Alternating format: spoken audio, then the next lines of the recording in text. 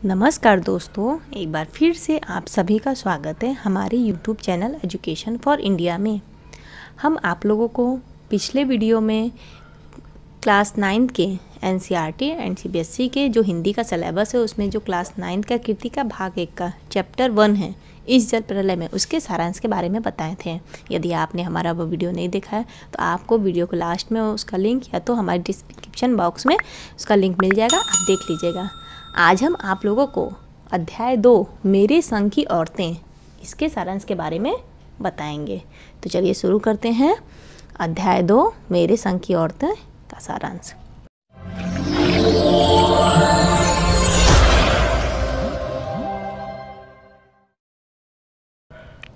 प्रस्तुत संस्मरण लेखिका मृदुला गर्ग द्वारा लिखा गया है। किसके द्वारा लिखा गया है मेरे संग की औरतें? मृदुला गर्ग द्वारा। इसमें लेखिका ने अपने परिवार की औरतों के व्यक्तित्व और स्वभाव पर प्रकाश डाला है। इसमें क्या किया है लेखिका ने? अपने परिवार की औरतों के जैसा भी व्यक्तित्व है, उनका जो व्यक्तित्व है, उनका जो बिहेवियर है, उस पर उनके बारे में बताया है। लेखिका ने अपने नानी के बारे में बहुत कुछ सुन रखा था। लेखिका ने क्या किया था? अपने नानी के बारे में बहुत कुछ सुन रखा था कि लेखिका की नानी क्या थी? अनपढ़, परंपरावादी और पर्दा प्रथा वाली औरत थी। ये लेखिका अपनी नानी के बारे में जानती थी कि उनकी नानी कैसी थी? अनपढ़, परंपरावादी और पर्दा प्रथा वाली औरत। उनके नाना ने तो विवाह के बाद कैम्ब्रिज विश्वविद्यालय से बैरिस्ट्री पास की और विदेशी शान शौकत से ज़िंदगी बिताने लगे। लेखिका के नाना ने क्या किया? कैम्ब्रिज विश्वविद्यालय से बैरिस्ट्री पास की और विदेश में ही बहुत ही शान शौकत से ज़िंदगी को अपने बिताने लगे, परंतु नानी पर इसका कोई प्रभाव नहीं पड़ा।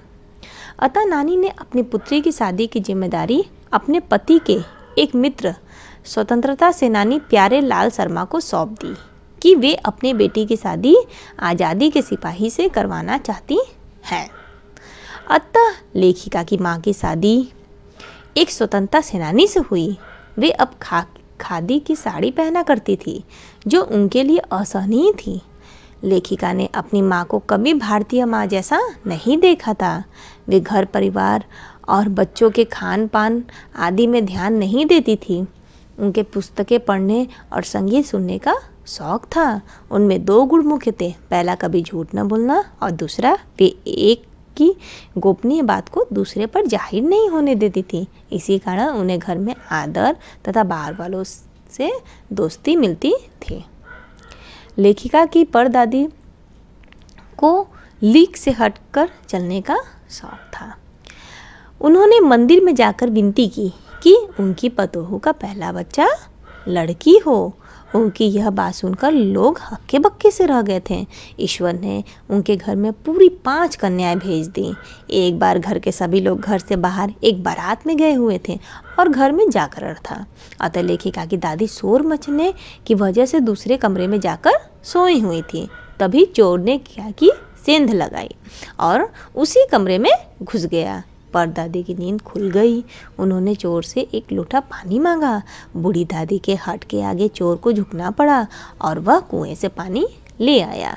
परदादी ने आधा लोटा पानी खुद पिया और आधा लोटा पानी चोर को पिला दिया और कहा कि अब हम माँ बेटे हो गए हैं, अब तुम्हें चाहे चोरी करो या खेती करो। उनकी बात मानकर चोर चोरी छोड़कर क्या करने लगा? खेती करने लगा। लेखिका की बहनों में कभी इस हीन भावना की बात नहीं आई कि वे एक लड़की हैं। पहली लड़की जिसके लिए परदादी ने मन्नत मांगी थी वह मंजुला भगत थी।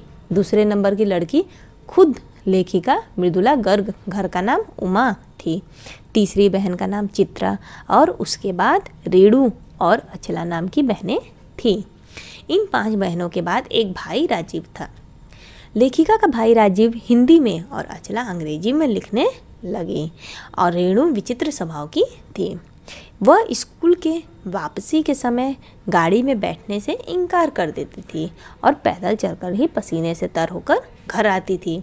उसके विचार सामंतवादी व्यवस्था के खिलाफ थे। वह BA पास करना भी उचित नहीं मानती थी। लेखिका की तीसरी बहन चित्रा को पढ़ने में कम तथा पढ़ाने में अधिक रुचि थी। इस कारण उसके शिष्यों से उसके कम अंक आते थे। उसने अपने शादी के लिए एक नज़र में लड़का पसंद करने का ऐलान किया कि वह शादी करेगी तो उसी से, और उसी के साथ उसकी शादी हुई। अचला सबसे छोटी बहन पत्रकारिता और अर्थशास्त्र की छात्रा थी। उसने पिता की पसंद से शादी कर ली थी और उसे भी लिखने का रोग था। सभी ने शादी का निर्वाह भली भांति किया। लेखिका शादी के बाद बिहार के एक कस्बे डालमिया नगर में रहने लगी। वहीं पर वहाँ की औरतों के साथ उन्होंने नाटक भी किए।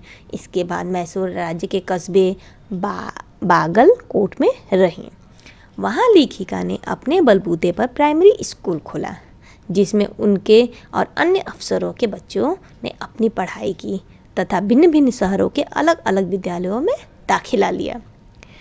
विद्यालय खोलकर लेखिका ने दिखा दिया कि वे अपने प्रयास में कभी असफल नहीं हो सकती, परंतु लेखिका स्वयं को अपनी छोटी बहन रेणु से कमतर आंकती थी।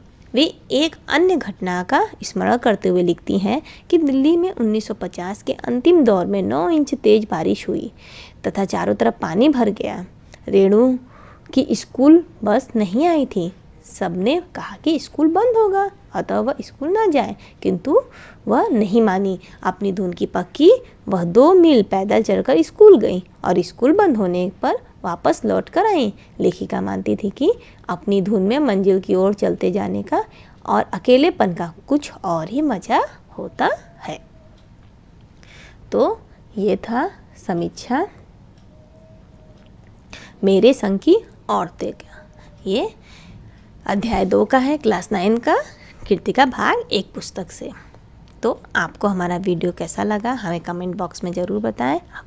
अगर आपको ऐसे ही अध्याय 3, 4, 5 आगे के जितने भी वीडियो हैं उनका सारांश आप लोगों को चाहिए तो आप हमारे चैनल को सब्सक्राइब कर लीजिए और बेल आइकन पर क्लिक करिए ताकि आपको आगे के सारे नोटिफिकेशन मिले। और इसी सारांश को यदि आप टेक्स्ट या PDF के रूप में चाहते हैं तो हमारे वेबसाइट www.educationforindia.com पे जाकर आपको ये टेक्स्ट और PDF के रूप में मिल जाएगा सारा सारांश। और मैं इस वेबसाइट का लिंक भी नीचे डिस्क्रिप्शन बॉक्स में दे देती हूँ, आप लोग वहाँ से जाकर इसको देख सकते हैं। हमारा वीडियो देखने के लिए बहुत बहुत धन्यवाद।